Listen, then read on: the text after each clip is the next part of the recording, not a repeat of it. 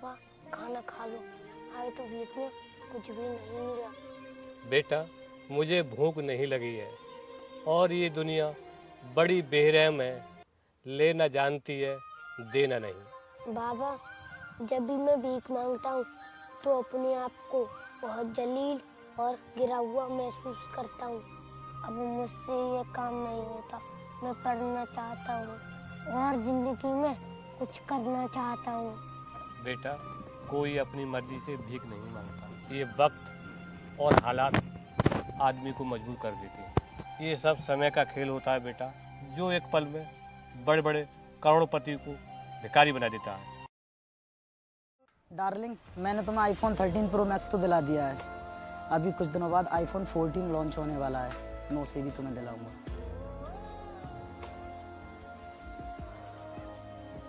अब ओए भिखारी, इधर आ।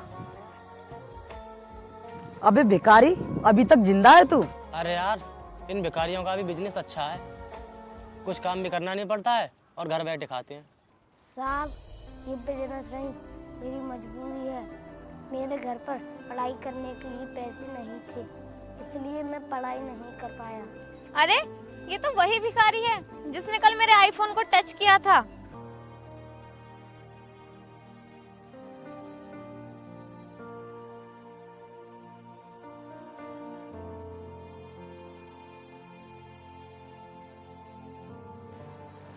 सुनो मैडम, आप मुझे ये पता बता सकती हैं?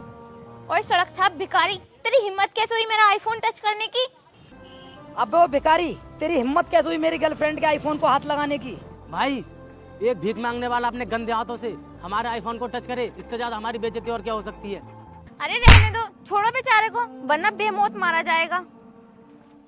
तुम्हें पता है तुम्हारा आईफोन इसकी जिंदगी से कई गुना ज्यादा महंगा है, इसलिए इसको इसके किए की सजा तो देनी ही होगी। तो मैं दिखाती हूँ इसको इसकी औकात। चलो ये भिखारी, उसको उठा कर लेके आ।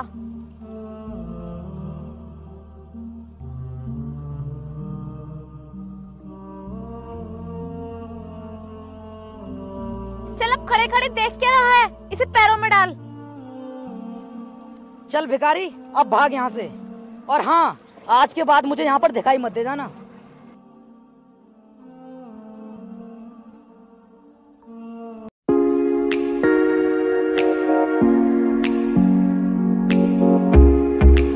अरे भाई भाई, अरे तू यहाँ क्यों आया है? हम सब फंस जाएंगे। भाई खबर ही कुछ ऐसी है, आप तक पहुँचानी जरूरी थी। अरे जो भी है जल्दी बोल। तुम्हारा बाप अभी जिंदा है। क्या? कहाँ देखा तूने?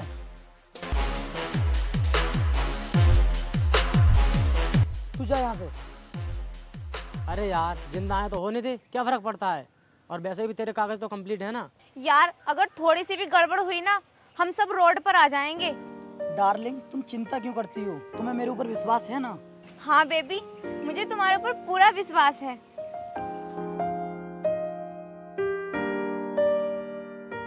अरे यार, ये चिपकने का वक्त नहीं है, कुछ सोचने का वक्त है। और तुम लोग कि चिपके जा रहे हो, प्यार तो बाद में भी कर सकते हो। ठीक है, अब मेरी बात ध्यान से सुनो।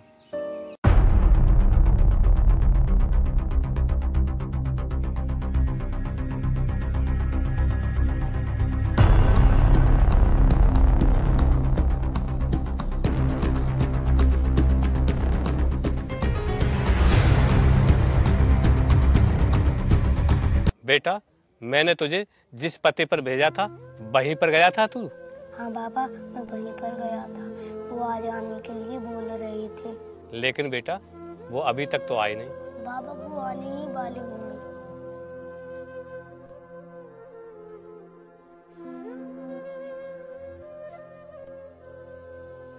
नमस्ते सेठ जी। नमस्ते। ये मैं क्या देख रहा हूँ? आप ऐसी जगह पर जिसने हजारों भिखारियों की जिंदगी बदल दी, और वो खुद भिखारी बनकर जी रहा है। बाबा ये मैं क्या सुन रहा हूँ? आप कौन थे और आपकी सच्चाई क्या है?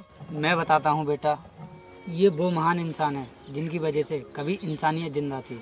हर गरीब को जीने का एक नया मकसद दिया है इन्होंने। मैं भी कभी तुम्हारी तरह एक भिखारी था, लेकिन इन्होंने अपने पैसों से मुझे पढ़ाया लिखाया, तब जाकर मैं एक कामयाब इंसान बना हूँ, सिर्फ इनकी वजह से। इन सब बातों को छोड़ो बेटा, मेरी बात सुनो। मेरे बेटे ने मेरी सारी दौलत अपने नाम करा ली है, और वो उसका दुरुपयोग कर रहा है। आप चिंता मत करो सेठ जी, मैं सब संभाल लूंगा। आपको आपकी जमीन और घर सब वापस दिला कर रहूंगा। बेटा, मुझे बड़ा दुख होता है जब ये छोटा बच्चा भीख मांगकर मेरा पेट भरता है। सेठ जी, आज से ये छोटू कभी भीख नहीं मांगेगा। आप मेरे साथ मेरे घर चलिए।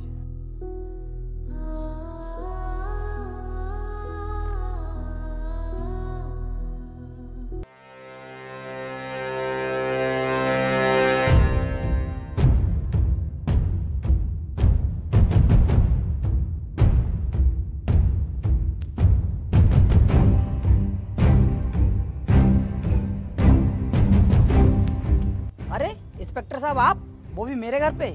बताइए क्या काम है? हम लोग डीएम साहब के आदेश पर आपके घर पर आए हैं। आपके पिताजी ने आपके खिलाफ धोखाधड़ी का मुकदमा दर्ज किया है। लेकिन आपके पास क्या सबूत है? ये रहे डीएम साहब के आदेश।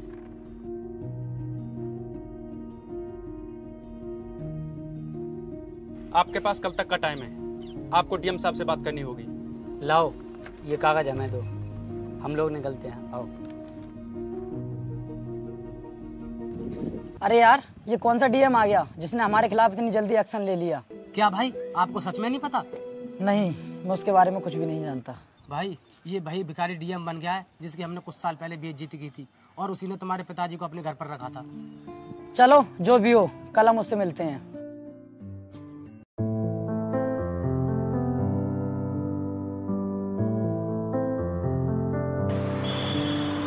May I come in, sir? Come in.